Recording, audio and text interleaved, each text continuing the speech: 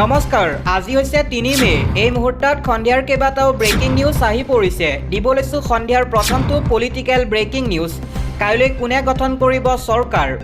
অসমৰ ৰাজনীতিৰ সবাতোকৈ ডাঙৰ ক্ষণৰ কাউণ্টডাউন আৰম্ভ। কাৰ দখলৈ যাব অসমৰ ৩ কোটি জনতাৰ শাসনৰ বাঘজৰী? হিমন্ত বিশ্ব শৰ্মা নে গৌৰৱ গগৈ হ'ব অসমৰ পৰৱৰ্তী মুখ্যমন্ত্ৰী? এই প্ৰশ্ন থাপিত হয়। আপুনি মুখ্যমন্ত্ৰীৰূপে কাক বিচাৰে কমেণ্টত জনাওক আপোনাৰ মতামত। ইতিমধ্যে নিৰ্বাচনী ভোট গণনালৈ মাজত মাত্ৰ কেইটামান মুহূৰ্ত বাকী আছে। ৰাজ্যত জিলাই জিলাই সষ্টম হৈ পৰিছে আৰক্ষী প্ৰশাসন। বিজেপিৰ অশ্বমেধ ৰুধিব নেকি গৌৰৱৰ বাহিনীয়ে? নে হিমন্ত বিশ্ব শৰ্মাৰ হাততে পুনৰ অৰ্পণ কৰিব নেকি অসমৰ ভৱিষ্যত? আগবঢ়াইছোঁ আন এটা খবৰ। ১০০খন আসনত জয়ী হৈ NDA চৰকাৰ গঠন কৰিব অসমত।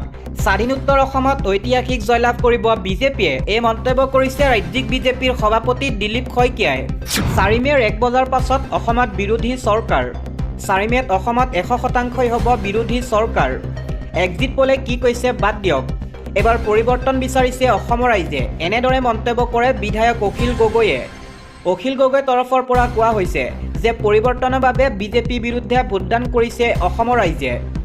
৪ মে' ১ বজাত বিৰোধীয়ে চৰকাৰ গঠন কৰাটো নিশ্চিত হ'ব। বিৰোধীয়ে লাভ কৰিব ৭০খনতকৈ অধিক আসন। নিৰ্বাচনী ফলাফলৰ পূৰ্বে অখিল গগৈ এই দাবী।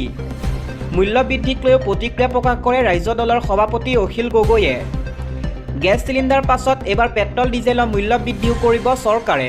দিব লৈছোঁ আন এটা political breaking news. Exit pole মানে একজেক্ট পোল নহয়। ৪ মে'ত অসমত চৰকাৰ হ'ব বিৰোধীৰ। বিগত 10টা নিৰ্বাচনত এক্সিট পোলৰ বিফলতা প্ৰায় ৬০%। ২৪ৰ লোকসভা নিৰ্বাচনতো বিভিন্ন সংস্থাই বিজেপিক দিছিল প্ৰায় ৪০০খন আসন। এই মন্তব্য লুৰিণজ্যোতি গগৈ। ৪ মে' নিৰ্বাচনী ফলাফল এইবাৰ বিৰোধী দলৰ পক্ষত থাকিব। সংখ্যাগৰিষ্ঠতাৰে অসমত এইবাৰ চৰকাৰ গঠন কৰিব বিৰোধীয়ে। গৌৰৱ গগৈ হ'ব অসমৰ পৰৱৰ্তী মুখ্যমন্ত্ৰী। নিৰ্বাচনী ফলাফলৰ পূৰ্বে লুৰিণজ্যোতি গগৈ এই দাবী। অত্যাৱশ্যকীয় সামগ্ৰী মূল্য বৃদ্ধি সন্দৰ্ভতো প্ৰতিক্ৰিয়া অজাপৰ সভাপতিগৰাকীৰ। পৰৱৰ্তী খবৰ। ভোট গণনা দিনা BNSSৰ ১৬৩ ধাৰা জাৰি কৰা হৈছে। নিশা ১২ বজাৰ পৰা নিশা ১১:৫৯ বজালৈ প্ৰযোজ্য হ'ব এই নিয়ম। কঠোৰ নিৰ্দেশনা জাৰি কৰিছে জিলা প্ৰশাসনে। ৫টাকৈ কঠোৰ নিৰ্দেশনা মানিব লাগিব সকলোৱে। নিয়ম উলংঘা কৰিলে BNSSৰ ২২৩ নং ধাৰাত বিহা হ'ব শাস্তি। ২৪ ঘণ্টাৰ বাবে সম্পূৰ্ণৰূপে নিষিদ্ধ ৫টাকৈ নিয়ম। তাৰে প্ৰথমটো হৈছে ভোট গণনা এলেকাত আতচবাজি ফটকা ফুটোৱা সম্পূৰ্ণৰূপে নিষিদ্ধ। দ্বিতীয়টো হৈছে ভোট গণনা এলেকাত কোনেও উলিয়াব নোৱাৰিব বিজয় সমদল। তৃতীয়টো হৈছে উদযাপনৰ নামত ভোট গণনা এলেকাত ভিৰ কৰা নিষিদ্ধ। আৰু চতুৰ্থটো হৈছে প্ৰাৰ্থীৰ সমৰ্থনত সকলো ধৰণৰ শ্লোগান ভোট গণনা এলেকাত দিয়াটো নিষিদ্ধ। কোনেও শান্তি সম্প্ৰীতি বিঘ্নিত কৰিব নোৱাৰিব ভোট গণনা এলেকাত। নিয়ম উলংঘা কৰিলে জিলা আয়ুক্তই ল'ব তাৎক্ষণিক একশ্যন। কামৰূপ মহানগৰ জিলা আয়ুক্তই জাৰি কৰিলে এই নিৰ্দেশনা। ভোট গণনা কেন্দ্ৰৰ ২০০ কিলোমিটাৰ ব্যাসাৰ্ধ এলেকাত প্ৰযোজ্য হ'ব এই নিয়ম। নিশা ১২:০১ পৰা নিশা ১১:৫৯ বজালৈ প্ৰযোজ্য হ'ব এই নিয়ম। ইয়াৰ পাছৰ খবৰ। এতিয়াৰে পৰা ৰাজহুৱা স্থানত নামাজ আদায় কৰিব নোৱাৰিব মুছলমানে। ন্যায়ালয়ে দিলে বৃহৎ ৰায়দান। ৰাজহুৱা স্থানত নামাজ আদায় কৰা মুছলমানলৈ শেষ সকিয়নি। ৰাজহুৱা ভূমি নামাজ আদায় কৰিবলৈ ব্যৱহাৰ কৰিব নোৱাৰিব। সকলো ক্ষেত্ৰত ধৰ্মীয় স্বাধীনতাৰ অধিকাৰত দোহাই দিলে নহ'ব। ৰাজহুৱা ভূমি কোনো সম্প্ৰদায়ে ধৰ্মীয় কাম কাজত ব্যৱহাৰ কৰিব নোৱাৰে। এলাহাবাদ উচ্চ ন্যায়ালয়ে এই বিশেষ ৰায়দান। UPৰ সম্বলত ৰাজহুৱা স্থানৰ নামাজ আদায়ৰ অনুমতি বিচাৰি কৰা হৈছিল আবেদন। মুছলমান পক্ষৰ আবেদন খাৰিজ কৰিলে ন্যায়ালয়। ন্যায়াধীশ গৰিমা প্ৰসাদ আৰু সৰল শ্ৰীবাস্তৱৰ বিচাৰপীঠে খাৰিজ কৰে আবেদন। ৰাজহুৱা ভূমিত সকলো নাগৰিকৰে সমান অধিকাৰ আছে। কেৱল এটা সম্প্ৰদায়ে ধৰ্মীয় কামত ব্যৱহাৰ কৰিব নোৱাৰে ৰাজহুৱা স্থান। অন্য নাগৰিকৰ জীৱন যাপনত প্ৰভাৱ পেলাব নোৱাৰিব ধৰ্মীয় কাৰ্যকলাপে। ৰাজহুৱা স্থানত নামাজ আদায় কৰা মুছলমানলৈ এই সকিয়নি ন্যায়ালয়ৰ। এতিয়াৰে পৰা ৰাজহুৱা ভূমি নামাজৰ আদায় কৰিবলৈ ব্যৱহাৰ কৰিব নোৱাৰিব মুছলমানে। আন এটা খবৰ। গৌৰৱ গগৈ সোমবাৰে মুখ্যমন্ত্ৰী হ'বই। হোটেলৰ বৈঠকত জটিল অংকৰ উত্তৰ উলিয়ালে বিৰোধীয়ে। বিৰোধী দলসমূহৰ মাজত গুৱাহাটীত দ্বিতীয়খন পৰ্যালোচনা বৈঠক। কোনো এক্সিট পোলকে বিশ্বাস নকৰে বিৰোধী শিবিৰৰ নেতাই। ৯ এপ্ৰিলতে EVMত বন্দী হৈছিল ৰাজনৈতিক দলসমূহৰ ৰথী মহাৰথীৰ ভাগ্য। সোমবাৰে খোল খাব সেই ভাগ্যৰ তলা। ফলাফল প্ৰকাশৰ পূৰ্বে বিৰোধী শিবিৰত চৰকাৰ গঠনৰ যুঁজা চলিছে। ফলাফলৰ পূৰ্বে শনিবাৰে কংগ্ৰেছৰ নেতৃত্বত বিৰোধী দলসমূহৰ মাজত দ্বিতীয়খন পৰ্যালোচনা বৈঠক অনুষ্ঠিত হয়। গুৱাহাটীৰ বশিষ্ঠিত হোটেল ৰত্নমৌলী পেলেচত অনুষ্ঠিত বৈঠকত বিৰোধী মিত্ৰ দলৰ নেতৃত্বই অংশগ্ৰহণ কৰে। উক্ত পৰ্যালোচনা সভাত উপস্থিত আছিল প্ৰদেশ কংগ্ৰেছৰ তত্ত্বাৱধায়কৰ দায়িত্বত থকা কংগ্ৰেছ নেতা জিতেন্দ্ৰ সিং, অসমৰ নিৰ্বাচনৰ পৰ্যবেক্ষকৰ দায়িত্বত থকা কৰ্ণাটকৰ উপ মুখ্যমন্ত্ৰী ডি.কে. শিৱকুমাৰ, ছত্তীশগড়ৰ প্ৰাক্তন মুখ্যমন্ত্ৰী ভূপেশ বাঘেল, প্ৰদেশ কংগ্ৰেছৰ সভাপতি গৌৰৱ গগৈ, লগতে কংগ্ৰেছৰ বহু জ্যেষ্ঠ নেতা, ৰাজ্য দলৰ সভাপতি অখিল গগৈ, অসম জাতীয় পৰিষদৰ সভাপতি লুৰিণজ্যোতি গগৈ, লগতে বিৰোধী ঐক্যৰ নেতাসকল। বৈঠকৰ পাছতে 29 এপ্ৰিলত সংবাদ মাধ্যমত প্ৰকাশ হোৱা এক্সিট পলৰ সন্দৰ্ভত তাৎপৰ্যপূৰ্ণ মন্তব্য কৰে বিৰোধী দলৰ নেতাসকলে।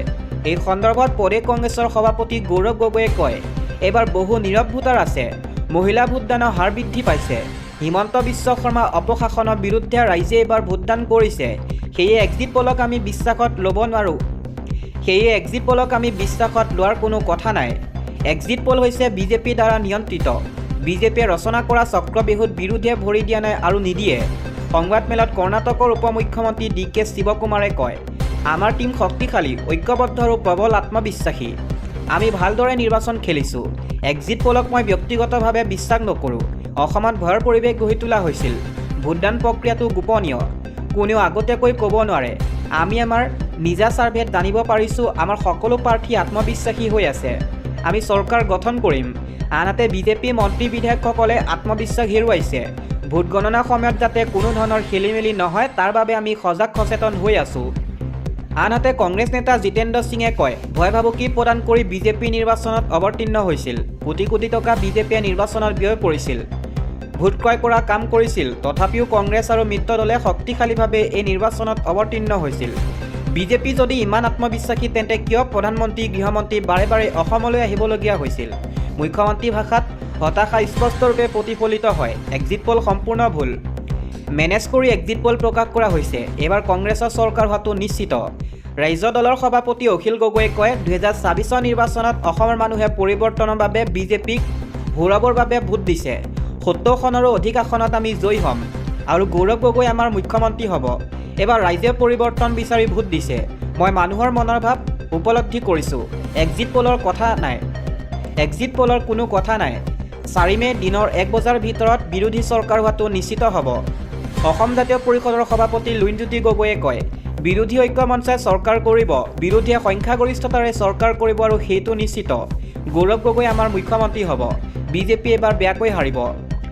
আমি বিৰোধী ঐক্যবদ্ধ আৰু বিজেপি বহুধা বিভক্ত। 4 মেত নিৰ্বাচনী ফলাফল ওলাব আৰু অসমৰ ৰাইজে বিচৰা ধৰণে বিৰোধীয়ে চৰকাৰ কৰিবলৈ সক্ষম হ'ব। APSLCৰ সভাপতি জন ইংতি কাথাৰে কয়, আমি বিৰোধী এক হৈছোঁ আৰু আমি চৰকাৰ কৰিম। বিজেপি মিছা প্ৰতিশ্ৰুতি ৰাইজে বুজি পাইছে, যাৰ বাবে এইবাৰ বিজেপি মানুহেও আমাক ভোট দিছে। মই এক্সিট পলক বিশ্বাস নকৰোঁ। এইবাৰ আমি জিকিম আৰু আমাৰ চৰকাৰ হ'ব বুলি আমি নিশ্চিত। উল্লেখযোগ্য যে বিধানসভা নিৰ্বাচনৰ ভোটদানৰ পাছত 19 এপ্ৰিলত কংগ্ৰেছকে ধৰি বিৰোধী দলসমূহৰ প্ৰাৰ্থীসকলৰ সৈতে গুৱাহাটীত পৰ্যালোচনা বৈঠকত মিলিত হৈছিল কংগ্ৰেছ নেতৃত্ব।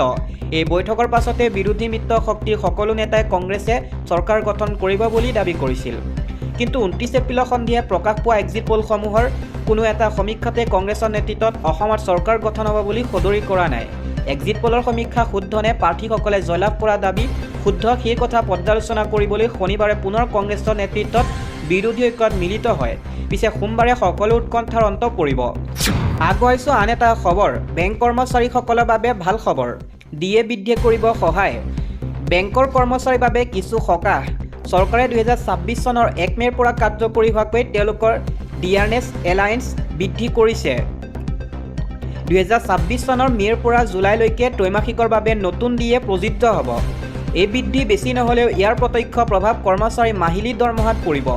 25% পৰা 25.70%লৈ বৃদ্ধি পাইছে DA। এইবাৰ DA 25% পৰা 25.70%লৈ বৃদ্ধি কৰা হৈছে। মুঠ 0.70%লৈ বৃদ্ধি।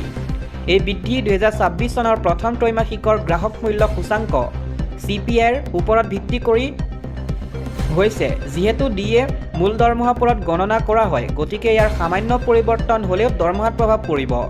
ইয়াৰ ফলত দৰমহাত কিমান প্ৰভাৱ পৰিব জানো আহক। DA বৃদ্ধিয়ে কৰ্মচাৰীৰ হাতৰ দৰমহা কেইশমান বৃদ্ধি কৰি প্ৰায় 1000লৈ বৃদ্ধি কৰিব, যিটো তেওঁলোকৰ মৌলিক দৰমহা বা স্কেলৰ ওপৰত নিৰ্ভৰ কৰে। পৰ্যায় বা স্কেল 1 বেজিক ৬৭,১৬০ টকা প্ৰায় ৬০০ টকা মাহৰ বৃদ্ধি।